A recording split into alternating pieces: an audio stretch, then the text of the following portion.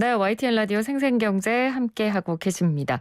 자, 이 시간은 조프로의 경제TV 시간인데요. 오늘은 조태현 YTN 경제부 기자를 대신해서 이화종 경제평론가 전화 연결해서 2%의 경제TV로 진행해 보도록 하겠습니다. 평론가님 안녕하십니까? 네, 안녕하세요. 네. 자, 먼저 주식시장부터 좀 살펴보도록 하겠습니다. 1월에 계속해서 지금 새해 들어서 하락장이 이어져서 투자자분들 좀 시름이 크실 텐데 긴 설 연휴가 끝나고 이제 6일 만에 열렸습니다. 분위기 어땠나요? 네, 오늘 주식시장에선 훈풍이 불었습니다. 코스피와 코스닥 모두 2% 내외 상승을 했는데요. 상승 출발한 코스피와 코스닥은 상승과 하락을 반복하면서 2.5% 부근까지 올라갔지만 오후 2시 이후로 하락했습니다. 코스피는 1.67%, 코스닥은 2.15% 상승으로 반했습니다. 올해 들어서 종가 기준으로 코스피는 13%, 코스닥은 18%가량 떨어졌는데 지난 28일과 오늘 이 거래일 연속으로 상승하면서 일단 반등에는 성공한 모양새입니다. 코스피에선 외국인과 기관은 샀고 개인은 팔았습니다. 그리고 코스닥에선 개인과 외국인이 매수했고 기관은 매도했습니다. 네. 오늘 주목되는 업종을 보면요. 정부가 코로나19 진단 체계를 전면 개편하면서 진단키트 관련주가 일제히 급등을 하면서 시장을 이끌었습니다. 네. 말씀해 주신 대로 이 누구나 코로나19 PCR 검사를 받을 수 있는 시스템이 오늘로 끝나면서 말씀해 네. 주신 대로 이 관련주가 좀 영향을 많이 받은 모습인 것 같아요. 네.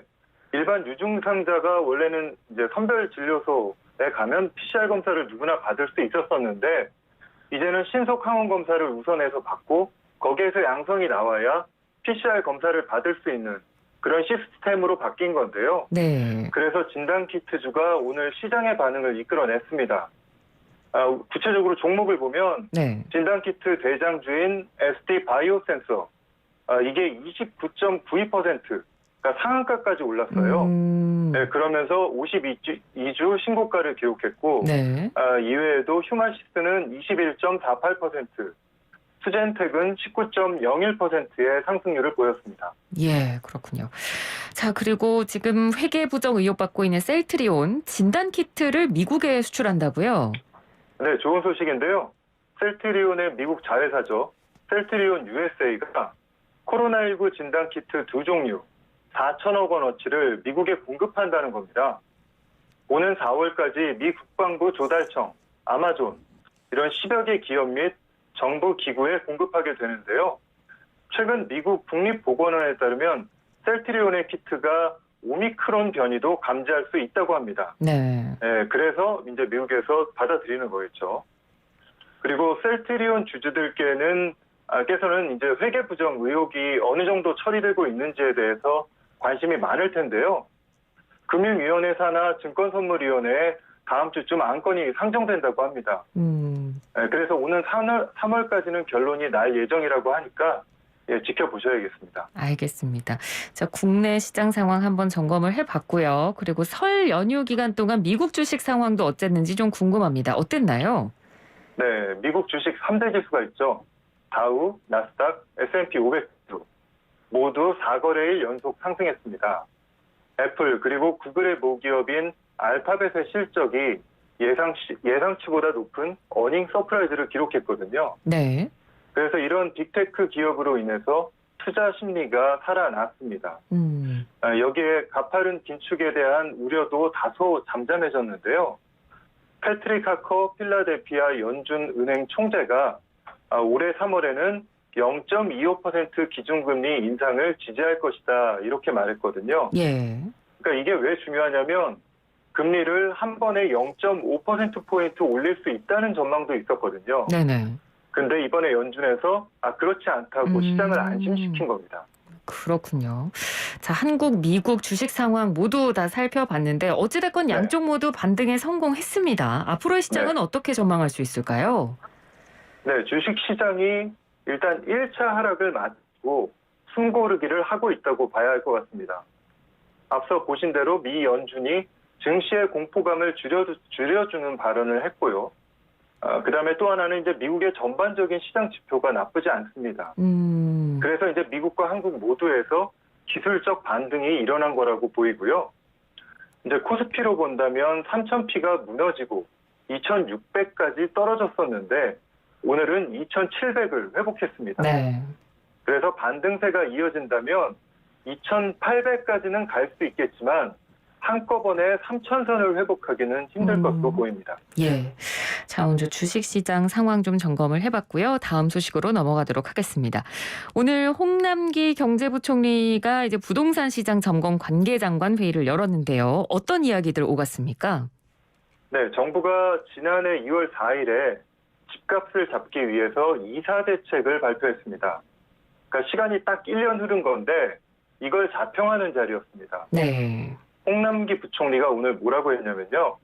이사 공급 대책은 규제 완화, 신속 인허가, 파격적 인센티브 등을 통해 83만 6천 호의 주택을 공급하고 도심 공급 지정에서 분양까지 기간을 13년에서 1.5년으로 단축하는 등 공급 모델의 새로운 이정표를 제시했다. 이렇게 평가했습니다. 네. 그러니까 이번 정부가 집값을 잡는 데 실패했다고 이제 많은 비판을 받고 있지 않습니까? 예. 그러니까 정부에서는 우리가 집값은 못 잡았지만 공급은 열심히 늘렸다 이런 변명을 한 셈입니다. 그렇군요. 근데 최근에 뭐 아파트 가격이 이제 좀 어느 정도 조정을 받고 뭐 가격이 좀 떨어지는 곳들도 있다. 뭐 이런 보도도 간간히 나오고 있긴 한데 정부의 의도대로 집값이 안정되고 있다고 봐도 될까요? 네, 말씀하신 대로 최근 아파트 가격 상승세가 줄어들고 있고 일부 지역에서는 하락하는 곳도 나오고 있습니다. 근데 이게 정부가 말한 대로 공급이 늘어서라기보다는 금리가 상승하고 미국의 통화 긴축 정책의 영향이 큰 것으로 보입니다. 네. 왜 그렇게 보냐면요.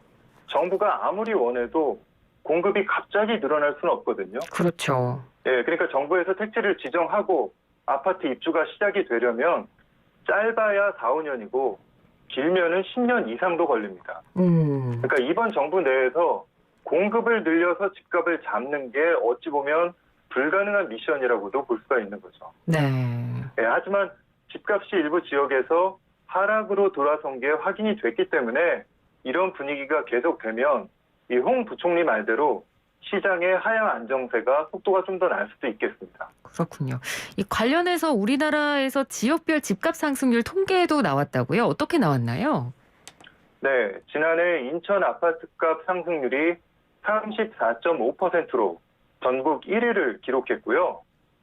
최근 20년 누적 상승률을 보면 서울이 419.4%로 또 역시 1위를 차지했습니다. 네. 또 다른 기간을 살펴보면요. 최근 5년과 10년은 세종시였고요.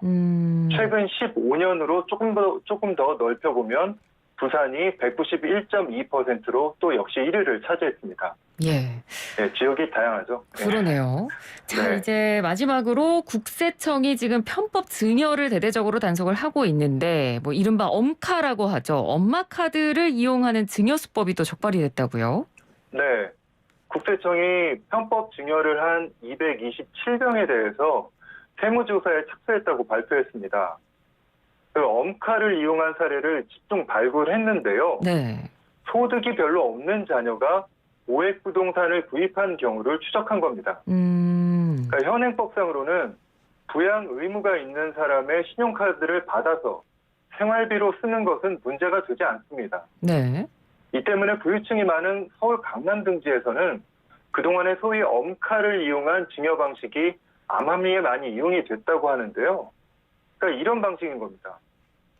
고가의 부동산을 자녀가 대출을 끼고 산 다음에 생활비는 부모님의 신용카드로 쓰고 자신의 소득을 모두 모아서 대출을 갚는 방식이라는 거죠. 네. 네. 그러니까 국세청은 앞으로 이런 유형도 증여로 보고 단속에 나서겠다 이렇게 입장을 밝힌 겁니다. 예, 알겠습니다.